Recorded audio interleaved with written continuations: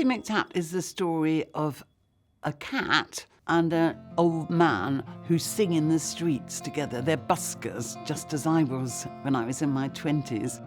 I think it's just a lovely story, and the relationship between the busker and the cat is obviously it's true love, I think. There's no recipe for a good story, but usually the reader knows what the central character wants, but they don't know quite how they're going to get it in the end. Well, Tabby McTat's a bit different from that because Tabby McTat wants two different things. So he's torn. He wants to be reunited with his friend the busker and to sing in the street again, but he also likes being a family cat. So really that's a different kind of story about having to make a decision. My first thoughts when I saw this story were that I really liked it, and it was very, very different from the other books that I've done. Generally, I like more the kind of fairy tale settings, the more fantastic settings, so it was a bit of a challenge to illustrate a story that's set in the real world. Axel's illustrations add a wonderful sort of additional layer to the story, and he brings his own kind of view on the storytelling.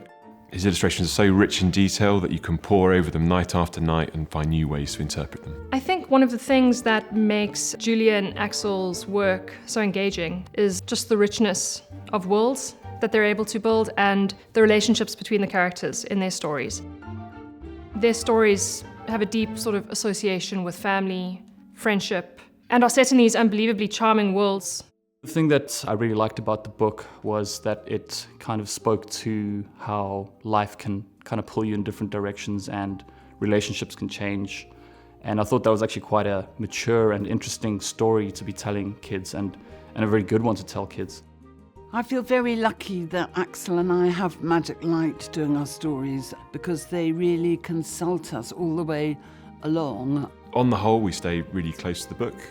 One sort of minor tweak we made was to give Fred and Tabby an extra moment at the end when they're alone and Tabby tells Fred, "My life's moved on, I have a new home now."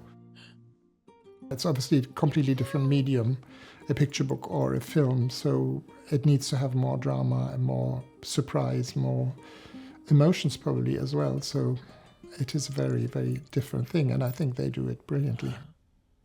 Tabby McTat was a busker's cat with a meow that was loud and strong. We were blessed on Tabby to have an absolutely stellar cast. The two of them sang. Our narrator is Jodie Whittaker. Fred is played by Rob Brydon.